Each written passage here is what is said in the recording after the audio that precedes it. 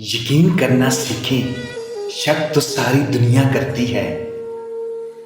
अच्छे दिन के इंतजार में उम्र गुजर जाती है, फिर पता चलता है जो गुजर गए वही अच्छे दिन थे।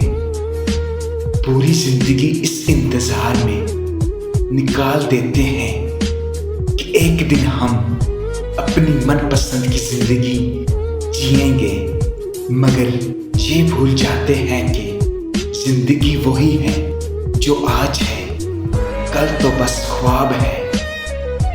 चाहे और इखलाक जब भी गिरते हैं तो दाग जरूर लगता है। तीन चीजें कभी वापस नहीं आती, बोले गए अल्फाज, गुजरा हुआ वक्त और टूटा हुआ भरोसा।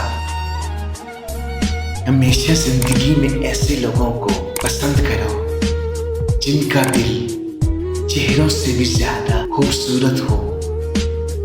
जिंदगी के हर मौके का फायदा उठाओ, लेकिन किसी के भरोसे और जज्बात का नहीं।